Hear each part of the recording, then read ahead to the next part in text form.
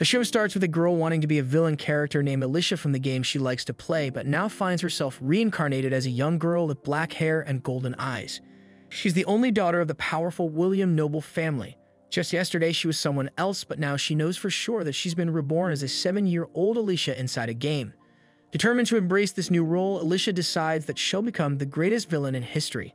After getting out of bed, she cheerfully greets her maid with a good morning, which surprises the servant because Alicia never used to do this.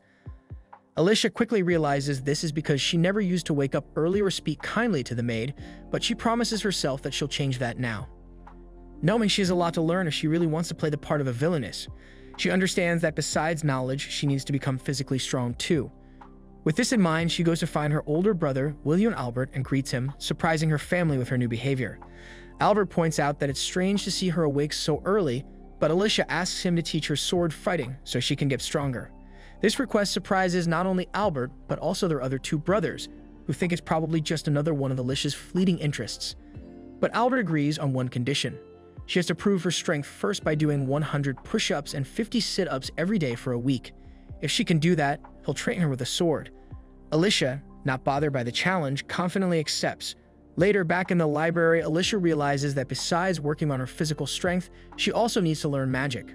The William family, being one of the 5 noble houses, is known for their skill in dark magic, and Alicia knows she must master it too.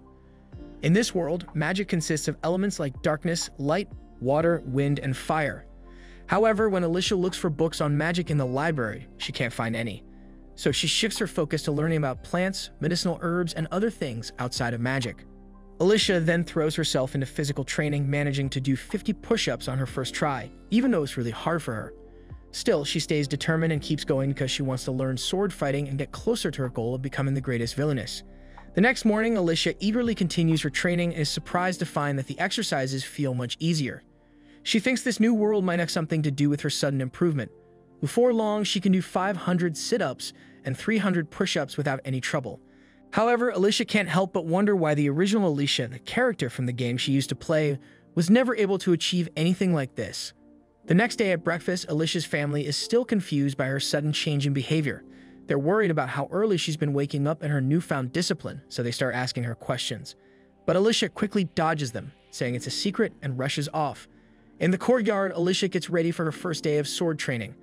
As she walks, she notices a young man with fiery red hair, Lord Eric, whose family, the Harson family, specializes in fire magic. She also meets Lord Finn, a young man with golden hair who uses light magic and represents the Curtis family. Then there's a young man with green hair, Lord Gale, who specializes in forest magic. Finally, Lord Duke, the crown prince with blue hair who uses wind magic, joins them. He's the only son of the royal family and has a special presence compared to the others. Realizing this is her chance to make an impression, Alicia confidently approaches her older brother. The other young men notice her and are surprised by her beauty and graceful behavior, especially for someone her age. Alicia greets them all with perfect manners, determined not to appear as an ill-mannered child. The group is shocked at how different she seems from the rumors they had heard, but they also notice her unpredictable nature remains. Eager to start training, Alicia asks her brother to begin. But her brother, ever doubtful, reminds her that she can only start sword training if she completed all her exercises every day. Alicia, full of confidence, insists that she completed all the exercises. Her brother, still doubtful, is about to dismiss her when Alicia, feeling frustrated, grabs his sword.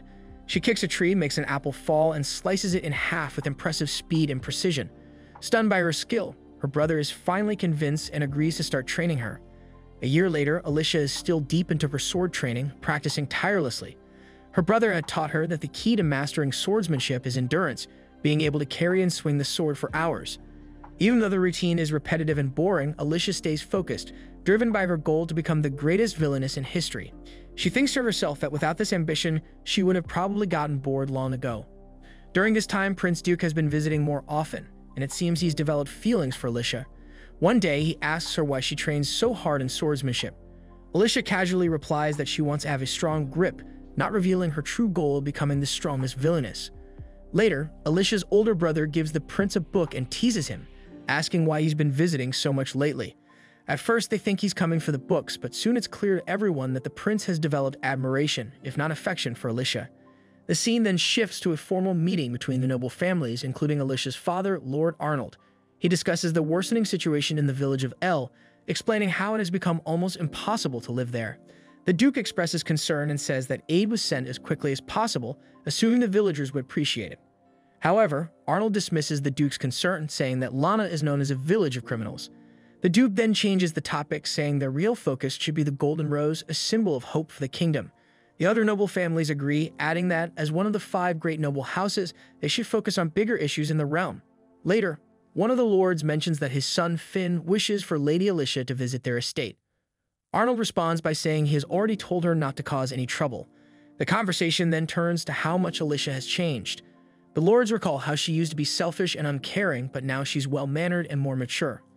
Arnold notes that about a year ago, she started spending most of her time in the library, and even he doesn't know what caused this sudden transformation.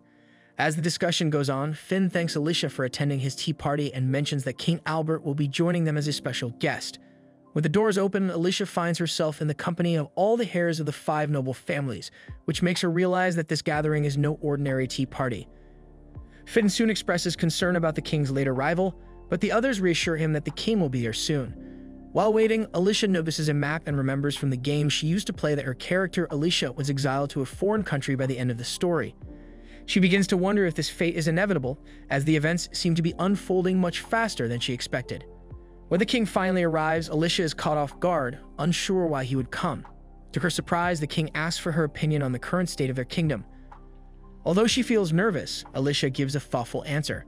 She explains that while the kingdom of Dorcas is powerful, it's not really a good nation. She points out that most of the wealth is held by the nobility, creating a huge gap between the rich and the poor. In places like Lana Village, many people can barely afford basic necessities, which could easily lead to a rebellion. The king agrees that the economy needs improvement and asks Alicia for her ideas on how to fix it. Alicia suggests using the nearby city of Kala and its gold mines. But instead of taking the mines by force, she proposes helping Kala gain independence. This way, they can avoid conflict while building strong trade relations. The king quickly understands that Alicia's plan is to indirectly benefit by supporting Kala's independence, ensuring a future trade advantage. Impressed by her response, the king leaves, satisfied with their conversation.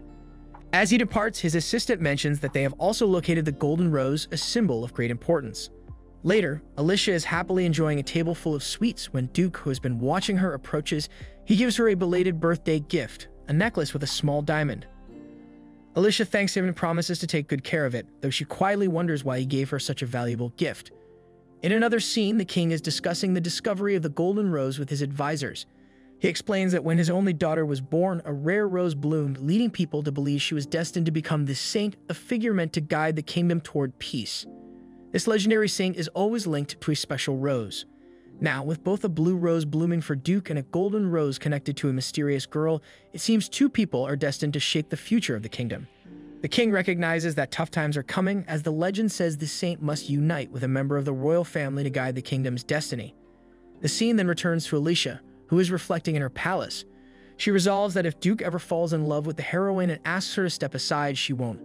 Alicia is determined to carve her path as a villainess, one who will be remembered in history. This wraps up the first episode of I'll Become a Villainess, who goes down in history recap.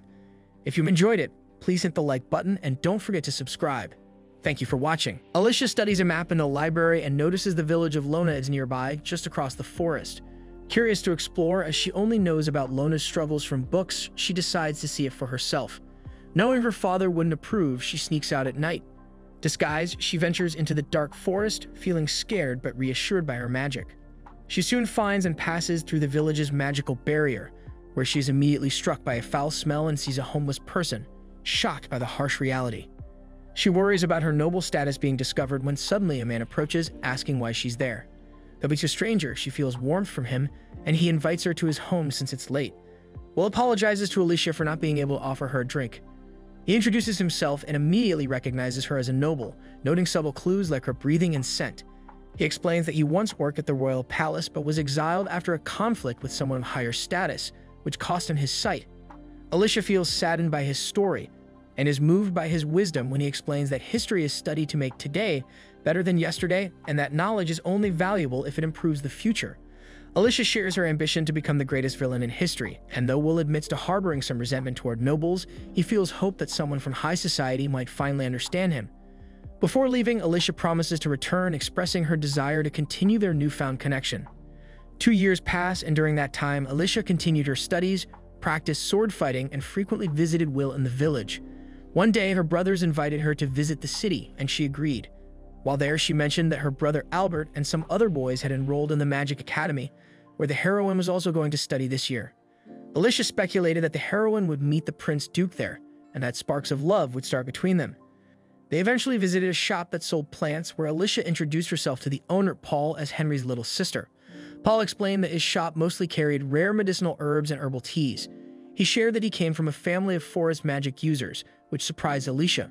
Paul clarified that he was a lower-ranked noble, and that he had opened the shop to help people with his knowledge of plants, which he found fascinating for their healing abilities. Paul picked up an herb, and Alicia immediately recognized it as Joja. She explained that adding a small amount of it could reduce high fevers quickly, calling it a unique and valuable plant just like she had read about in her books. Impressed, Paul commented on her knowledge, asking if she had an interest in plants. Alicia replied with a haughty tone, saying she needed to know these things for her studies, keeping up her villainous act. But Paul just laughed, amused by her response. Alicia considers why Paul didn't react negatively to her arrogance and concludes he must have a big heart. She becomes even more determined to study the proper behavior of a villainess. Later, Alicia and her brothers spend time with Prince Duke in the lounge, where they talk about their recent trip to the city. The Duke feels left out and is upset they went without him, expressing a desire to join next time. He asks Alicia what she wishes to do, and she thinks about testing her sword training skills. However, her father and brothers have consistently opposed her on this matter. The Duke suggests that her brother should allow her to try, but her brother insists that Alicia is too young and, as a girl, should not engage in such activities. Alicia challenges this by stating that gender should not determine what she can or cannot do, demanding a reasonable explanation for their decision. Her brother dismisses her argument, making it clear that his decision is final and she won't be allowed to train. Frustrated, Alicia declares that she will not return until she is given a valid reason, storming off with a sense of pride at her villainous attitude. While walking through the palace, Alicia overhears her brother discussing her stubbornness with their father, acknowledging that continually refusing her requests might eventually push her to act on her own. Her father expresses concern about revealing the true reasons behind their restrictions. Alicia confronts them and demands an explanation, but her father gently reassures her that, although she is his beloved daughter, she is still young.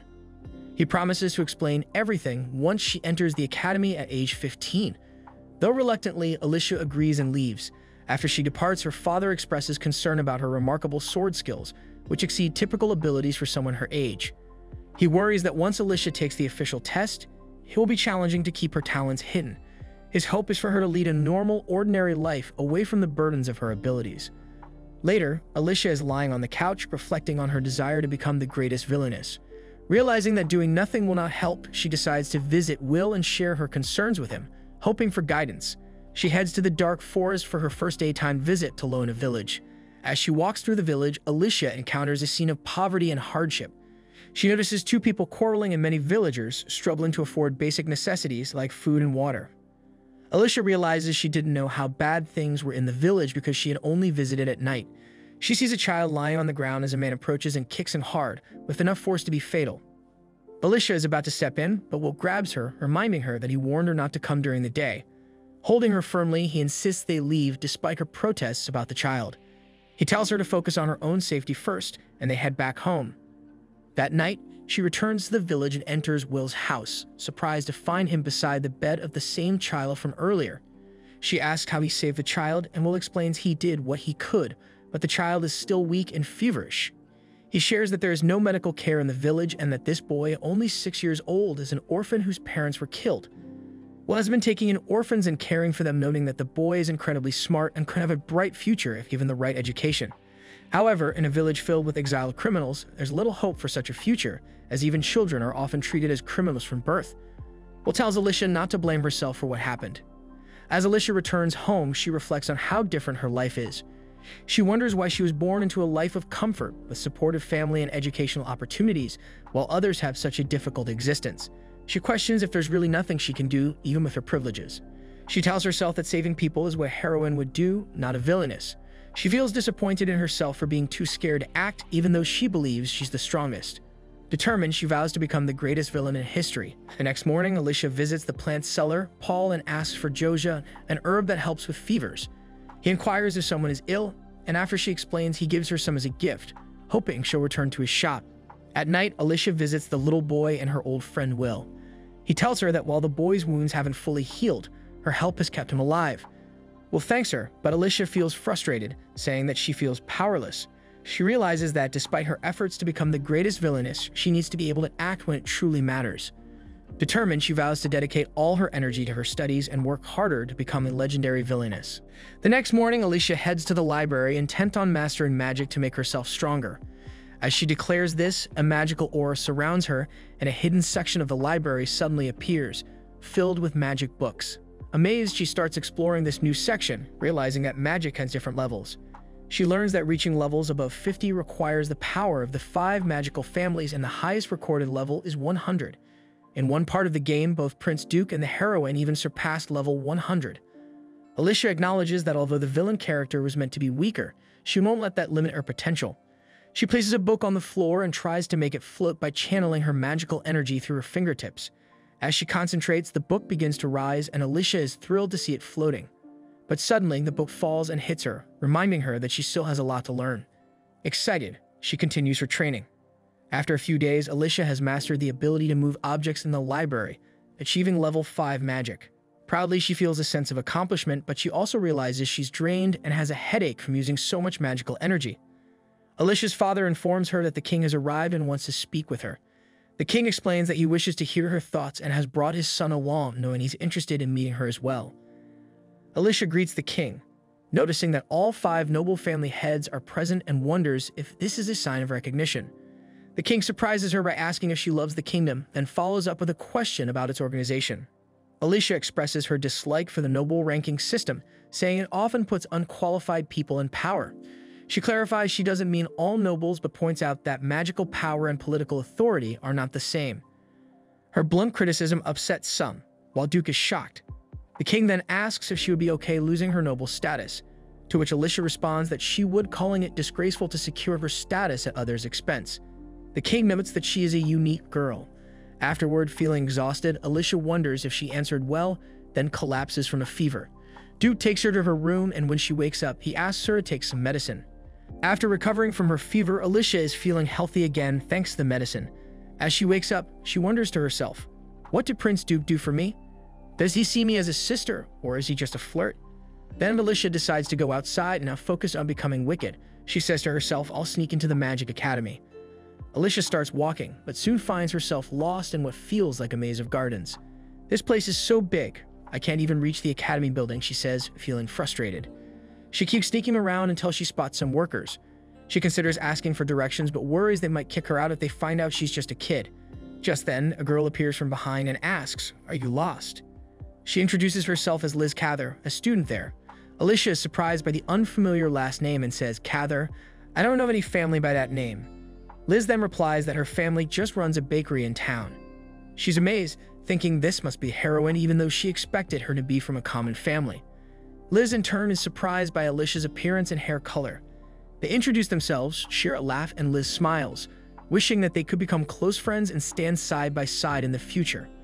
Come on, Alicia, tell me where you want to go, Liz says, smiling. Alicia is surprised by Liz's smile, which seems angelic, and thinks about how everyone must love her. They reach the school building, and Liz tells some nearby students that she found the lost little girl. But when she turns around, Alicia is gone. We then see Alicia hiding and watching from a distance. At that moment, Prince Duke arrives, and Liz tells him about the little girl she found. Meanwhile, Alicia sneaks into the building. Since classes have already started, she thinks no one will notice her. She's excited because the academy has the best resources and facilities for studying magic, open to everyone, no matter their background. Alicia feels thrilled, thinking about growing up and joining the academy someday. She sees a sign and tries to read it. Inside a classroom, some girls are discussing a very smart little girl who has been solving difficult problems. They say she has dark hair and looks about 10 years old. Everyone wonders who she is and bets on whether Alicia will outshine Liz with her intelligence. The scene shifts to Alicia finally arriving home. She overhears her father talking with Mr. Joan about Liz, mentioning that she is very dangerous. Just then, her father realizes Alicia is eavesdropping, and Mr. Joan asks her, How much of that conversation did you hear? Perhaps I should erase your memory entirely. He then uses his magical powers, which frightens Alicia. She quickly responds, Okay, I won't tell anyone that Liz has extraordinary and supernatural abilities. But sir, she didn't seem like an evil person, and I don't think she poses a threat to the region, so there's no need to worry about her. When asked if she met Liz, Alicia only says it was a hunch and doesn't reveal that they actually met. She then tries to excuse herself, saying, "I think it's time for me to sleep now. I should go to bed." The scene transitions to Alicia in her room practicing magic spells. She has made a lot of progress and can now control her magic with precision and strength. At that moment, her brother enters and tells her Liz wants to meet you.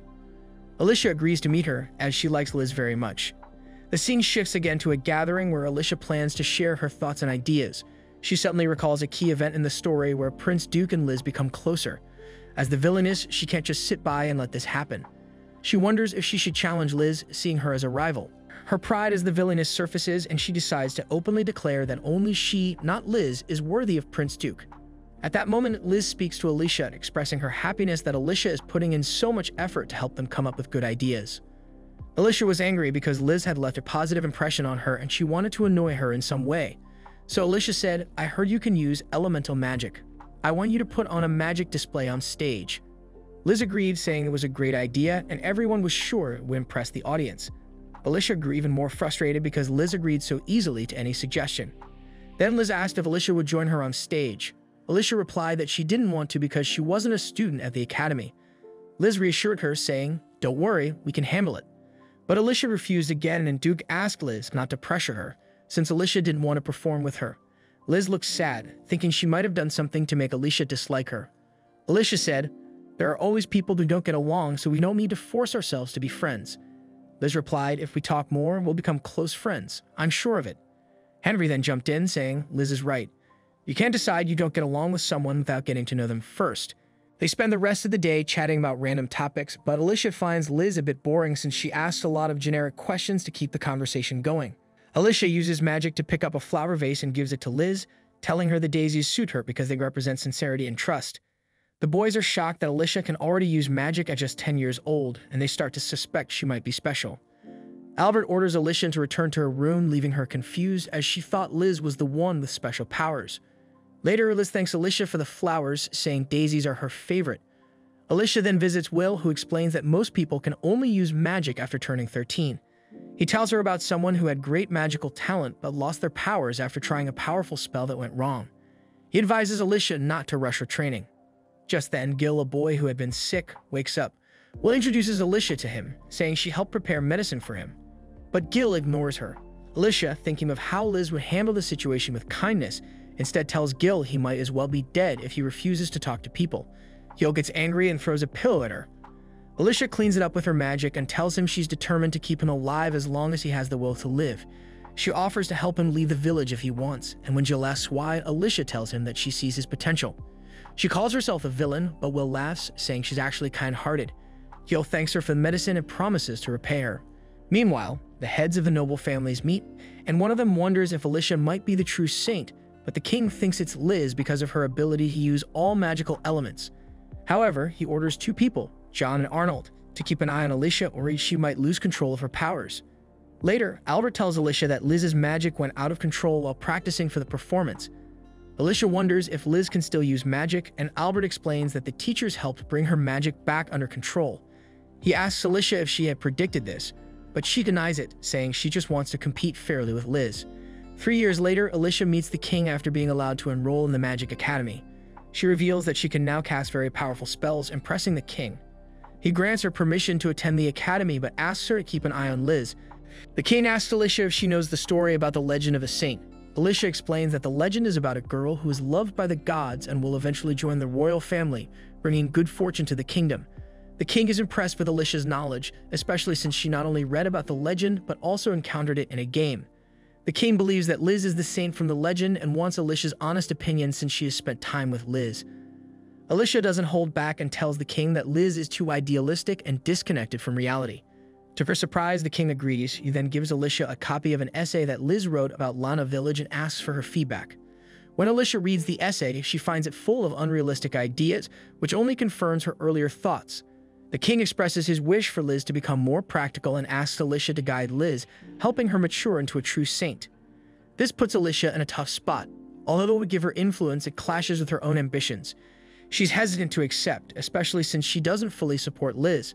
Her father is against the idea, fearing it will hurt Alicia's reputation. But the king explains that Liz has many supporters who practically worship her, and no one dares to criticize her openly because of her fanatical followers. This intrigues Alicia, as it shows the social power Liz holds. After some thought, Alicia decides to accept the task, even though she knows it will make her look like the bad guy. She feels confident that she can turn the situation to her advantage. That evening, Alicia tells Will about the king's request. She mentions that she negotiated to bring Gil to the academy, knowing his talent would be wasted if he stayed in the village. Alicia remembers how shocked her father was when he found out she had been secretly visiting the village for years. She then talks to Gil, saying he'll accompany her as her servant and that this opportunity could change his life. Though surprised, Gil is encouraged and begins to accept the new reality. Alicia also suggests that we'll return to the castle, but he prefers to stay in the village. Accepting his choice, Alicia prepares to leave. Just as she reaches the barrier separating the village from the outside world, a badly injured girl grabs her leg. Seeing the girl's severe state, Alicia rushes her to the village center. She realizes the water there is too dirty to clean the girl's wound, so she reluctantly uses her magic to purify it, revealing her abilities. A crowd of villagers watches, puzzled by why a noblewoman would help a villager. Needing space, Alicia creates a barrier to keep them back and focuses on treating the girl's burns, some of which are badly infected. Gil guesses that the girl named Rebecca likely survived a house fire. Feeling overwhelmed, Alicia doubts her ability to save Rebecca, but Will challenges her not to give up. Remembering the strong and determined villainess she wants to be, Alicia presses on. She heals most of the injuries with a strong spell, but has no choice but to amputate one of Rebecca's legs to save her life. When Rebecca wakes up and realizes her leg is missing, she's devastated, but Alicia calmly explains that it was necessary to save her life. Alicia tells Rebecca that she doesn't help out of kindness and expects something in return. She makes Rebecca promise to be her informant in the future. Alicia then drops the barrier and presents Rebecca as a miracle to the villagers, saying that Rebecca will guide them temporarily. She plans to use Liz to further her own goals while the villagers carry out the changes. Will tells Alicia he doesn't want to lead the village, but he looks forward to the improvements she promised. Alicia leaves the village with Gil, giving Will a potion to cross the barrier. Gil steps outside the village for the first time and is amazed by the outside world, feeling as if he had been wrongfully kept inside. Alicia reassures him and tells him to hold his head high. As they head to the academy, rumors spread about Alicia and her commoner servant, Gil. Some girls who know Alicia from Liz's stories try to greet her, but Alicia dismisses them coldly, even pushing away a girl who touches her hair. Liz later confronts Alicia, politely asking for an apology, but Alicia refuses and walks off. Gil worries if challenging Liz publicly was wise, but Alicia is pleased with her villainous entrance. Gil realizes their time at the academy will be turbulent. Suddenly, Alicia is called to see the Duke. He asks why she didn't refuse the king's request, and she blushes when he gets too close, recalling that in the game, the Duke had already fallen in love with the heroine by now. Alicia says she accepted the task because it gives her the freedom to speak to Liz however she wants, protected by the king's authority. The Duke notices that she still wears the diamond he gave her, feeling happy, but Alicia quickly reminds him to behave properly and rushes off, embarrassed. Later, Alicia and Gil find Liz having a tea party in the garden. Seeing an opportunity, Alicia throws Liz's essay on the ground, criticizing it. She points out that Liz, despite being a commoner, has many advantages that make her superior, which goes against her talk of equality. Alicia also criticizes Liz's suggestion to remove the village barrier, calling it reckless. After delivering her criticisms, Alicia leaves confidently, feeling like she's won. Liz's fans are both shocked and impressed by Alicia's boldness. Alicia strides confidently down the school corridor, satisfied with the tension she's stirred up. The usual calm has been disrupted, and she notices how the other students glare at her with annoyance and resentment, clearly displeased with her recent actions. Many think she's crossed a line by taking advantage of Liz's kindness, a trait they seem to hold in high regard. Alicia, however, is unfazed. Instead, she interprets their glares as evidence that her influence is growing, just as she intended. Meanwhile, Gil, who accompanies her, can't quite understand her motivations. He's frustrated that people view Liz as a hero, even though, from his perspective, Liz spends most of her time in casual conversations about her ideals rather than taking action to realize them. He finds the admiration people have for her perplexing, especially when her achievements seem minimal. Alicia, observing Liz in their interactions, sees that it will take more time than expected to guide her toward a more resolute, action-oriented mindset. But Alicia is patient and determined, willing to invest the time needed, knowing that her own reputation as a villain will only grow stronger in the process. Later that evening, Alicia informs Gil that they'll be heading to Lana Village. When they arrive, they meet with Rebecca, who shares her insights on the villagers' sentiments. According to Rebecca, most of the villagers feel trapped in their situation and are openly dissatisfied. Some even express that, if given the chance to leave the village, they would resort to looting or other reckless acts, feeling desperate and frustrated with their lives. Alicia feels a sense of unease upon hearing this. Dealing with people who are open about their willingness to engage in dangerous behavior if freed from their current situation makes her feel uncertain. Noticing her discomfort, Rebecca quickly reassures Alicia, reminding her that, as someone backed by a noble, her safety is prioritized. This reminder provides Alicia with reassurance and a sense of satisfaction. Knowing that her position affords her a degree of protection and authority, Alicia feels validated in her chosen role. She's pleased to be seen as a figure of influence, a position that aligns with her aim to be a true villain. Rebecca mentions that some villagers are starting to hope for change after seeing her survive something that would normally have been fatal. She's determined to keep working until the people's mindset shifts, though she notes that none of the villagers view her as their savior. Alicia then shares that Liz's proposal has drawn some attention to the village, but it hasn't progressed enough to take action yet. Will cautions everyone to be patient, reminding them that real change doesn't happen overnight. Rebecca then asks Alicia, the noble, to provide seeds from outside so the villagers can grow crops and become self-sufficient in Lana. However, Alicia refuses, saying she doesn't give out freebies, though she's intrigued by how the village dynamics might shift if they became more independent. Gil hints that Rebecca should offer something in exchange, so Rebecca suggests she could prepare a report on the likely impact of crops on the village. The next day, Alicia works on a proposal for Lana when her brother Harry joins her. She notices he hasn't been spending time with Alan lately. Harry admits he's given his twin some space because Alan has become a bit of a fanboy of Alicia since they started at the academy. Harry also admits he was once charmed by her too, but Alicia isn't interested in hearing about how amazing they think the heroine is. Harry shares that his view of Alicia has changed because everyone accused Alicia of picking a fight with Liz, even though he agreed with Alicia's critique of Liz's essay. Since then, he hasn't felt like hanging out with Alan. Alicia, a bit puzzled, wonders why he's telling her this. Harry explains he wanted to share his thoughts before asking about her plans. Alicia keeps her intentions a secret, but her older brother doesn't buy it, confident he'll figure them out eventually. He then informs her that the king has invited her to a tea party and Liz will be there. On the day of the tea party, the Williams siblings arrive at the palace. Alan cautions his sister not to say anything unnecessary, and Alicia assures him she'll be on her best behavior. She's aware that this is no ordinary tea party, it's a key event from the game known as the Same Test, where the player scores points by making the correct choices. However, she doesn't remember the Villainess character attending this event, leading her to think it's also a test of her role as Liz's watcher. When they enter the room, everyone else is already there. Liz is cheerful upon seeing them, but Alicia bluntly tells Liz that it's unfortunate they have to be around each other and makes it clear that they're not friends. Her words annoy the other boys present. Gale advises Finn not to talk to Alicia when Finn makes a comment about her unusual relationships. Everyone falls silent when the king enters. The monarch tells them to relax since this is meant to be an informal gathering. Throne to thank them for being good friends to Duke, and he wants everyone to feel at home. Alicia, however, thinks this is the least relaxing tea party in the kingdom. She's impressed by Liz's confidence in being so casual with the king. Alicia recalls that in the game, players had to score high in the same test to unlock the true ending, but she always struggled with it. She notes that everything seems to be following the game's storyline, except for her unexpected presence and Harry acting differently since, in the game, he was always by his twin's side. Her other brothers still dislike her, with Gale and Eric hiding their resentment, while Finn and Curtis are neutral and act normally. But one acting most differently is Prince Duke. In the game, he only ever smiled at the heroine, but now he's smiling at her, making her blush. Her attention is pulled back when the king mentions that her 3-year prediction of Duran's economic downfall has come true. Liz is surprised by the king's comment, and Alicia criticizes her for being naive, arguing that it's unwise to ally with a bankrupt nation out of sheer goodwill. Liz's admirers don't appreciate Alicia's response and ask for her suggestion. Alicia proposes subjugating Duran as a vassal state to strengthen their own defenses against Laval and prevent rivals from taking control, which would be dangerous for them. Gale reluctantly agrees, as his father has already informed him about the growing concerns near their border with Laval. Alicia thinks it's foolish to risk their own nation's safety to help another. This pushes Liz to think harder, and she recalls that Duran is known for its potatoes. If they could improve and export this product, it might help boost their economy. Liz's supporters love the idea, and the king is pleased with Alicia's guidance as Liz's watcher, expressing his pride in having such bright youth among his subjects. Alicia takes this as confirmation that she passed the test.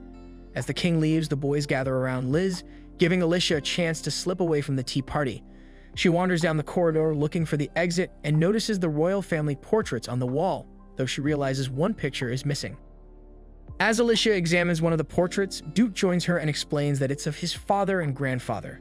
He also mentions that his father had an older brother. Alicia doesn't ask any more questions, and Duke, noticing she's a bit lost, kindly shows her to the exit. She's still puzzled by why he keeps smiling at her. A few days later, while Alicia is practicing, Omri approaches Gil and tricks him into admitting he's from Lana, which annoys him. Omri has noticed that Gil is afraid of everyone except Alicia, so he advises him to get better at hiding his emotions or others might take advantage of him.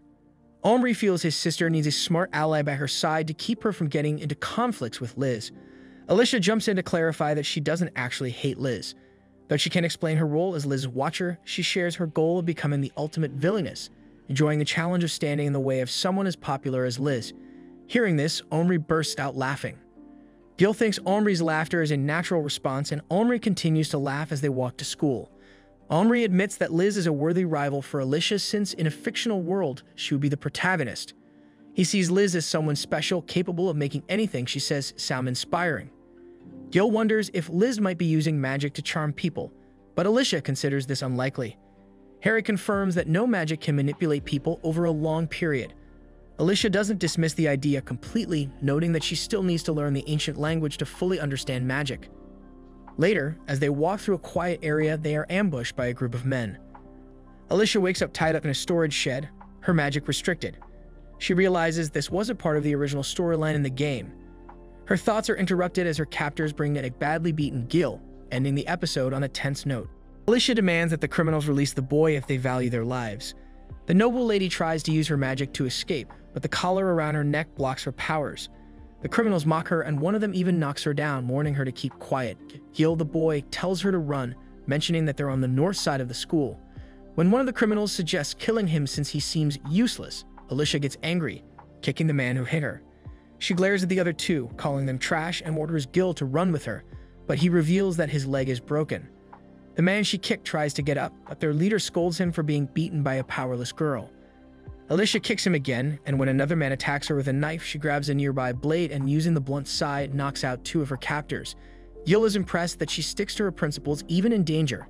The leader of the criminals then draws his sword and attacks her, but Alicia shatters his weapon, causing him to run.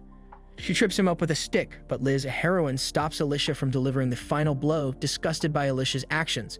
Gil warns Liz that she's leaving Alicia vulnerable, but Liz insists that Alicia is the aggressor. The criminal takes advantage of Liz's naive outlook and tries to attack Alicia again, but Duke arrives just in time, blocking the attack and knocking the man out.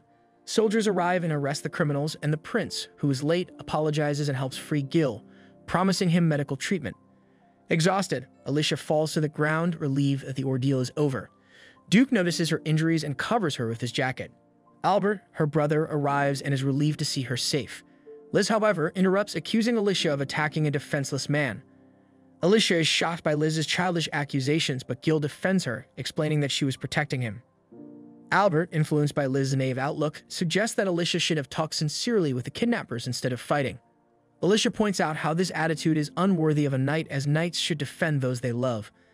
Liz interjects with a shallow remark about how violence only leads to more hatred, but Alicia counters that she would rather defend herself than wait passively. Duke, annoyed, makes it clear that he didn't come to save Liz. He's on Alicia's side, stating that they would have died if she hadn't fought back. Curtis reminds everyone to tend to the wounded, healing Alicia in the process. Alicia tries to thank him, but her speech slurs because she lost a tooth when she was hit. Duke is angry seeing this. Liz offers to heal her, but Duke declines, saying he already arranged for her treatment. Alicia makes it clear that she would still fight to defend herself if the situation happened again. Liz's friends assure her that Alicia will eventually understand her view, but Duke, tired of the conversation, picks up Alicia as she protests, not wanting to be treated like a child. Duke holds Alicia close, asking her not to risk her life like that again. He confesses that he felt heartbroken when he heard she was in danger. Alicia is surprised, unsure of Duke's feelings, given that he's supposed to be with Liz. She eventually falls unconscious, waking up later to see Duke lying nearby. He gives her back the necklace he retrieved from one of her captors and almost kisses her, but Gil walks in, making Alicia push Duke away. Henri arrives and tells Duke that he doesn't mind if he's romantically interested in Alicia, as long as she's happy. They head to another room where Gil thanks Alicia and reveals that he plans to keep her lost tooth as a reminder of what happened, vowing to grow stronger to protect her in the future. Alicia wants to know who was behind the incident. Omri explains it was Neil from the Johnson family, a fan of Liz who was angry with Alicia for disrespecting her at a tea party. Alicia respects Neil's tenacity, but is determined not to let him get away with it, though she's disappointed to hear that Duke already punished him severely. Duke suspects the king may have had a hand in the situation, seeing it as a training opportunity for Liz with someone guiding her to Alicia's location. Gil is troubled by the thought of people risking lives for the Saint's development, but Alicia reminds him of the Saint's duty to save the kingdom. Alicia realizes the prince is supposed to marry Liz, but Duke asserts that he wants to choose his own path. Gil, initially frustrated by the prince's closeness to Alicia, feels reassured when Duke admits he's serious about her. Duke assures Gil that status means nothing to him. They both want to protect Alicia. She meanwhile is conflicted about her feelings. Later, she heads to the library to study magic but struggles to progress past level 80. Gil suggests she take it slow, but she insists on pushing forward, aiming to become a legendary villainess in her own right. Gil jokingly suggests she should just settle for being the prince's wife, but Alicia is determined to make a name for herself beyond just being someone's partner. Their conversation is interrupted by her father, who warns her that it's too dangerous for her to be Liz's watcher. Alicia refuses to back down, and her father, acknowledging her talents, gives her a condition. If she can reach level 90, she can keep her role. Confident but defiant, Alicia accepts, preparing to isolate herself for intense training, ending the episode. After 2 months of Alicia isolating herself, Gil stands outside, hoping she'll finally come out. One of the maids brings Alicia her food, and Gil watches as she pours a potion over the cart, allowing it to pass through a magical barrier around her. Afterward, Gil decides not to dwell on it and heads to get some breakfast. While eating, other servants notice he's eating the same food as them.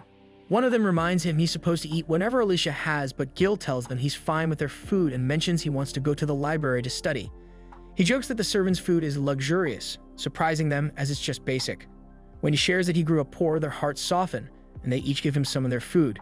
Looking at the plate, Gil feels incredibly grateful, which motivates him to live up to Alicia's expectations. He eats quickly and heads to the library to study. Alicia's father interrupts his studying, handing Gil a potion that allows him to pass through the barrier around Lana Village. Gil thinks he's being dismissed, but the father explains that he used to give Alicia similar potions and now wants to extend the same privilege to Gil. He's grateful to Gil for being Alicia's friend, as she rarely connects with anyone. Gil is surprised by the father's kindness, as he thought Alicia's isolation was her father's punishment. The father admits he had hoped that by setting difficult challenges, Alicia would give up on becoming the Saint's watcher and return to school. However, it seems to have only driven her to prove herself. The father worries about Alicia getting involved with Liz, as he sees how much Albert has changed since meeting her and now questions whether Albert should be his successor. Gil suggests that the father have more trust in Alicia's strength. The father then shares that although the king apologized for past troubles and gave him the option to pull Alicia from her role, he knows the king would prefer her to continue as watcher. Gil isn't convinced Liz can truly save the kingdom. The father acknowledges that saving the kingdom is vague, though Liz's powers could help in practical ways. However, he fears Alicia might get drawn into kingdom duties because of her talents. Gil reveals that Alicia doesn't agree with the kingdom's system of magical superiority, which impresses her father and helps him understand why Alicia trusts Gil so deeply. Meanwhile, in Lana Village, Rebecca and some residents are harvesting potatoes from seeds Alicia provided. Rebecca is impressed by the high yield and realizes that Alicia knew exactly which type would grow best in their soil, a skill uncommon for nobles. Their conversation is interrupted when a village troublemaker steals a sack of potatoes, but Nate steps in with a powerful punch, retrieving the stolen food. Rebecca thanks Nate, who warns her to be careful with her injured leg. Nate expresses doubt about Alicia's intentions, assuming she'll lose interest eventually, but Rebecca counters, pointing out the lasting benefits Alicia has already brought to the village. At the same time, the king calls Duke to discuss his interest in Lana Village, which he knows was sparked by Alicia's proposal. Liz's essay had already drawn sympathy for Lana, and Alicia's practical ideas have built on that. Impressed by Alicia's insights, the king is too busy to handle it personally, so he allows the Duke to oversee the village reforms. 6 months later, pulses of magical energy are seen coming from Alicia's shed as her brother Harry joins Gil. Harry remarks that Alicia is the most talented of the siblings, though he's puzzled as to why she's working so hard. Gil explains that Alicia wants to reach Liz's level to face her confidently one day, and he's studying hard to support her. Later, Harry goes to school and informs the prince that Alicia hasn't come out of seclusion yet. The other students mockingly assume he's relieved she might not return to the academy. Harry's older brother quickly silences them, and the prince admits he would have expelled them if they continued. Curtis urges the prince to keep things positive, but the prince warns that student gossip could harm the peace. Harry wonders why so many false rumors about Alicia circulate. including one that she's unladylike and visited the prince at night. Angered by this, the prince brushes off Liz's attempt to cheer him up with a tea party. Curtis and Finn believe that things will get interesting once Alicia returns to school, and the prince asks Mel to investigate if Liz has powers that make people fall in love with her. 2 years later, Alicia is still in seclusion, training. Gil has been studying too and is surprised she's taken this long, expecting her to have finished quickly. Alicia's father reveals that she refused to return to the academy when she turned 15 because she was reaching an intense part of her training. A maid interrupts to tell Jill that Alicia has finally completed her training. He rushes to the shed, amazed at how beautiful she has become. She comments that he's grown taller, barely recognizing him, bringing the episode to an end. That marks the end of today's Anime recap. If you enjoyed the video and want more of it, please support the channel by leaving a like and subscribe. Let's help us reach a current goal of 10K subscribers.